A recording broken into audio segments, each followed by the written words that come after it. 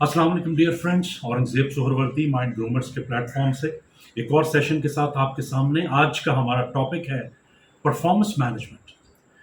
खास तौर पे कॉर्पोरेट सेक्टर में कंपनीज का प्रॉफिट, कंपनीज की ग्रोथ, कंपनीज का इमेज ओवरऑल एम्प्लॉयज की परफॉर्मेंस पे डिपेंड करता है।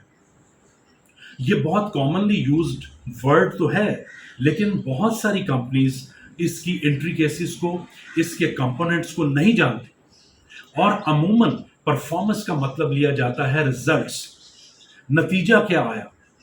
इसी कंफ्यूजन की वजह से परफॉर्मेंस का ओवरऑल पर्सपेक्टिव चूंकि वेग होता है, मुबहम होता है, लिहाजा मोस्टली कंपनीज में एम्प्लॉयज अंडर परफॉर्म करते हैं।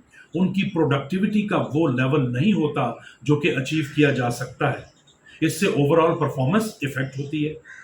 बहुत सारी हमारी जो ट्रेनिंग प्रोग्राम्स हैं उसमें भी अमूमन परफॉर्मेंस को फोकस किया जाता है रिजल्ट्स पे।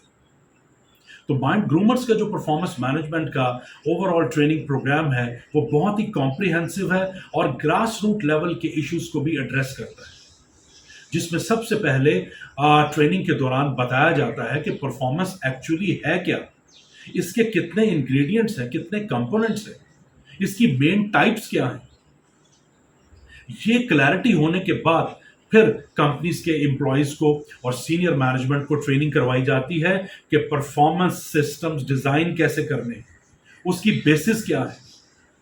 परफॉर्मेंस फिलॉसफी बिजनेस फिलॉसफीज के साथ अटैच्ड है, वो बनेगी। उसके बाद उसके बेस पे परफॉर्मेंस पॉलिसी बनाई जाती है जो कि बहुत सारी कंपनीज में नहीं पाई जाती। ज्यादातर फोकस किया जाता है जेडीज पे, job description of the employees पे, कि आपने ये काम करने हैं और इस मेयार के मुताबिक करने हैं।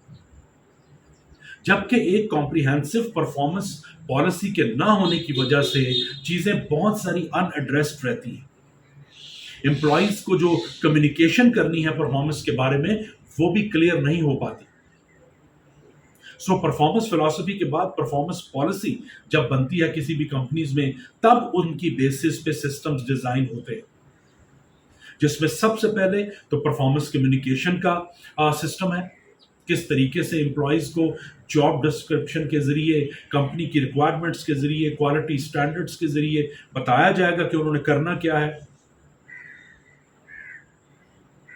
उन परफॉर्मेंस के ऑब्जेक्टिव्स को, परफॉर्मेंस की रिक्वायरमेंट्स को कन्वे कैसे किया जाएगा, उसके लिए प्रॉपर कम्युनिकेशन सिस्टम क्या होगा। उसके बाद मॉनिटरिंग एंड एवेलुएशन, किस तरीके से परफॉर्मेंस को मॉनिटर किया जाएगा और एवेलुएट किया जाएगा। बायसेस को, ऑब्जेक्टिविटी को किस तरीके से एड्रेस किया जाएगा, सब्जेक्टिविटी को किस तरीके से एड्रेस किया जाएगा।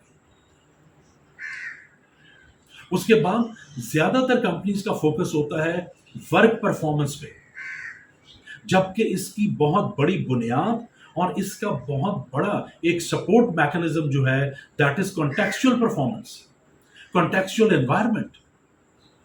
उसको सही तरीके से एड्रेस किए बगैर ऑप्टिमल परफॉर्मेंस अचीव नहीं हो सकती।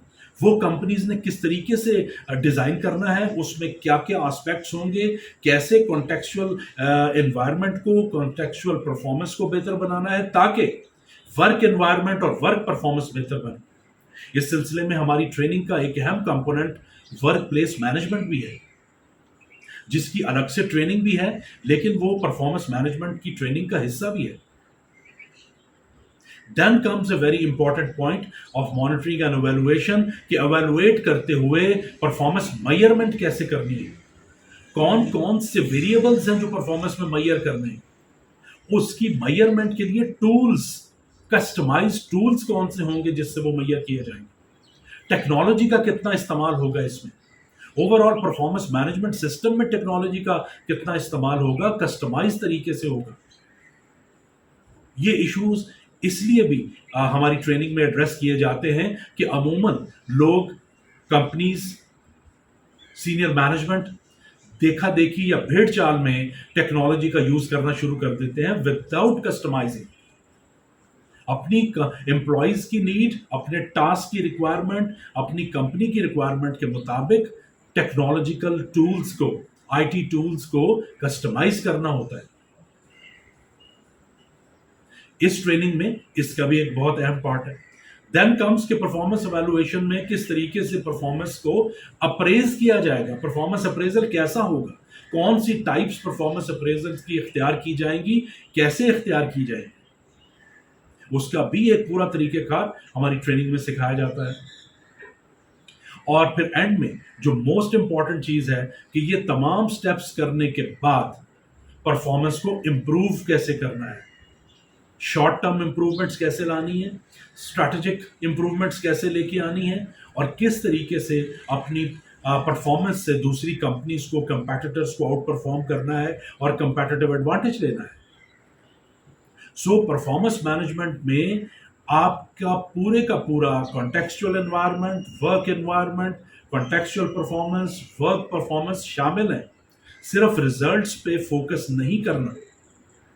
रिजल्ट्स परफॉर्मेंस का पार्ट हैं, लेकिन वो एक पार्ट है।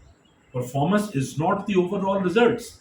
ये कॉन्सेप्ट कैसे डेवलप करना है और किस तरीके से एम्प्लॉयज को एक परफॉर्मेंस कल्चर में एम्बेड करना है, कैसे उस कल्चर की वैल्यूज को प्रोपेगेट करना है, अकाउंटेबिलिटी का सिस्टम कैसा रखना है, ये सारे के सारा परफॉर्मेंस मैनेजमेंट ट्रेनिंग का हिस्सा है, जो कि हमारे ट्रेनिंग प्रोग्राम्स में आप सीख सकते हैं, अपनी कंपनीज में इसको अप्लाई कर सकते हैं और अनबिलीवेबली अपने एम्प्लॉयज की परफॉर्मेंस को एनहांस कर सकते हैं।